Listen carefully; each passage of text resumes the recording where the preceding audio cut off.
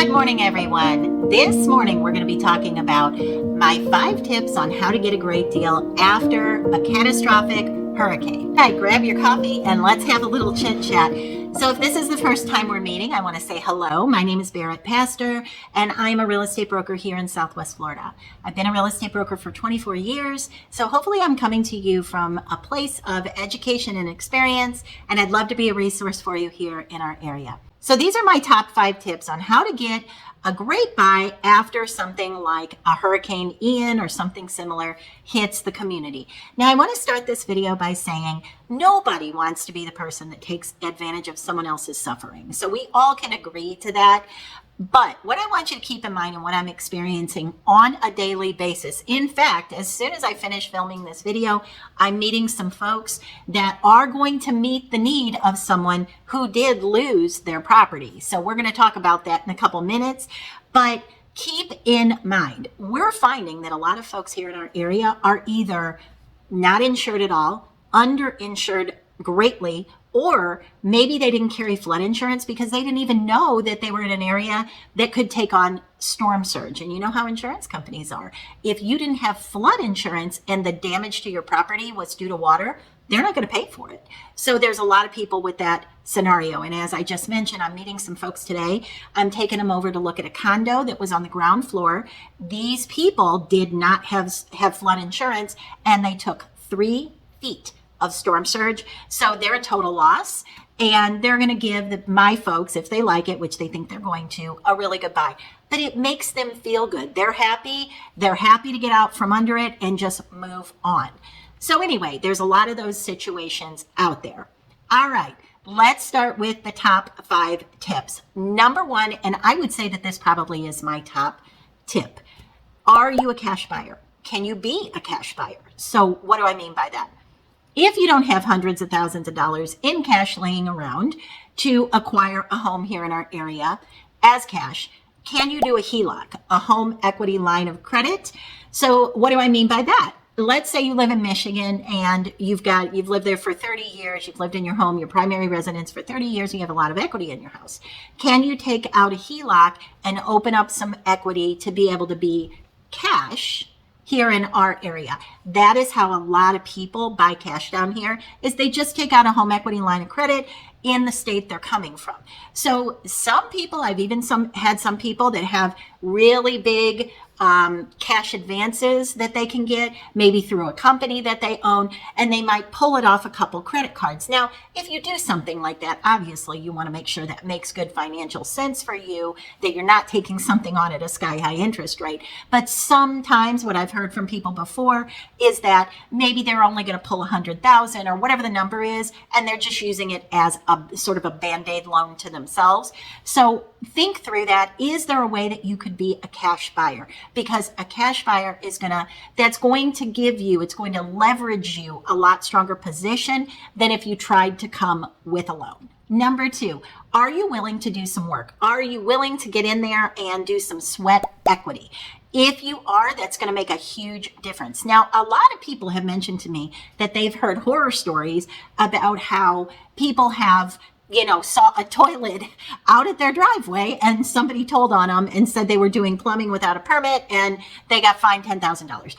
Are those stories out there? Yes, there are. But what people don't necessarily know, and I'm speaking more specific to Collier and Lee County, depending on the work you're going to do, you can be the general contractor on your own home. You can do work on your own home. And a lot of people don't realize that. So if you're coming from New York and you're very handy and you always work on your own house, or maybe you're a contractor from New York, can you go work on somebody else's house and get paid for it? No, you cannot. That's where those violations are coming from. Can you work on your own house? Absolutely. So if you're willing to get in there and do some sweat equity, there are a lot of houses that, like I said, have taken on storm damage. So if you can get in there and cut out drywall or things like that, maybe from storm surge, you really are in a position to get a good buy. All right. Number 3, connect to an agent who you trust. This is so important. One thing is you don't want to have an agent that's competing against you. So what I mean by that is, let's say there's a great buy down around the corner off around Vanderbilt Beach, and let's say this agent that you're working with knows about it, and they know that they can pick that property up for a song and a dance. Do you think they're going to give it to you? Or do you think they're maybe going to buy it for themselves? Make sure you're not working with an agent that is competing against you. It's really important. The other thing is you want to have an agent that you can trust. Somebody that's going to give you the low sale, the low end of the comparables, and the high end of the comparables, and everything in between. You want to take a look at the median prices in the area that you're looking to buy. You want to look at pre-storm sales. You want to look at after the storm sales.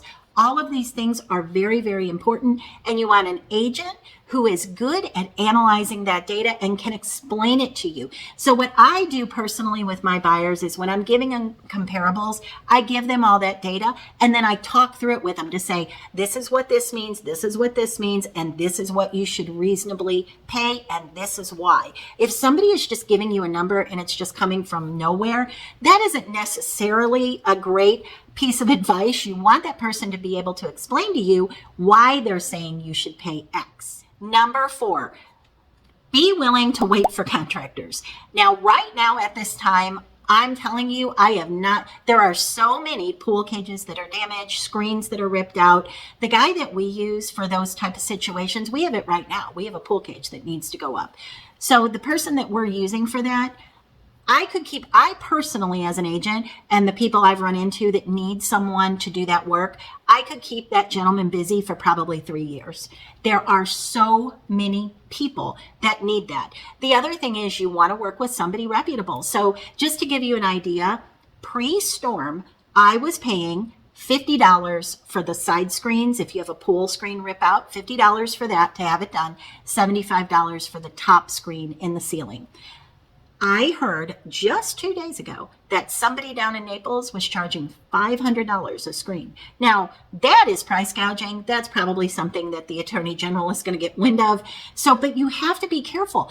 Again, that comes down to working with an agent that you trust and knowing someone like that you can trust. Your agent should be able to give you the names of some folks that he or she personally knows that they can vouch for, because you could easily pay 3 times, 4 times more than you should and not even realize that you're doing it. So, all right. And then the last one, number 5, be willing to be open to buying something that's condemned. Now, what do I mean by that? I'm going to give you a real life example. I'm going to give you 2 real life examples. So I've had this happen recently right after the hurricane on Fort Myers Beach, and then also in a 55 plus mobile home community. So in both cases, I brought the buyer. I warned the buyer on both of those properties that there was a high likelihood, especially in the condo, this was a high-rise condo on Fort Myers Beach, that property could condemn. So what happened was these folks knew the area. They knew exactly what they wanted to buy. They knew the building they wanted to buy in. So when the storm hit, they asked me to go back and see if anybody was willing to negotiate, because it was just a little bit outside of their price range. Well, lo and behold, everybody was willing to negotiate because we had a feeling that they were going to condemn the building. Now, the property that my buyers ultimately ended up going into escrow on, we got a fantastic deal. Great deal. They're so happy with their deal. Absolutely thrilled. But their property is on the 9th floor that they're going to be buying. The lobby got completely washed away, completely, just absolutely decimated. 1st and 2nd floor, same thing. So what ended up happening was the building itself got condemned. So what's going to happen in that scenario is that these folks we had to make sure that we were negotiating a price that they could be happy with if they had a year or 2 hold time or more, or if the building had to be completely reconstructed, or if the footings or whatever. I told them, be prepared for anything and everything. So if you're willing to negotiate a number that is reflective of that, and you're willing to say, okay, I might have to hold this property for a year or 2 or 3, but I'm okay with it because I know that I'm going to have a heck of a deal at the end of the day, that is a scenario where you can get a great buy. I mentioned that I had 2 of those. The second one was a mobile home in a 55 plus community, and this property had so much washout in the bottom that the floors were starting to fall in. Again, uninhabitable, but they gave my buyer loved this community, wanted to live, it has friends in it, wanted to live there for a long time, but just it was out of their price range, and nothing really came up in that community. Super friendly. People love it there. People don't move. So they ended up putting something under contract cash. They're going to have to put the floors in. They're going to have to do some rebuild on that bottom. And worst case scenario, they may have to pull that mobile home completely out and put something new on the lot. They're okay any way it goes. And again, that comes back to working with an agent you trust, because you need somebody to walk through all those scenarios with you, good or bad, because you need to know, do I have an exit strategy if I need one? Do I want to buy as is? What could end up happening here in the future? Because this is an investment for you. So those are my top 5 tips on ways to get a really good buy after a hurricane. If you have any questions about anything, please feel free to leave a comment below. I read all of them, and I will be sure to get back to you. See you soon.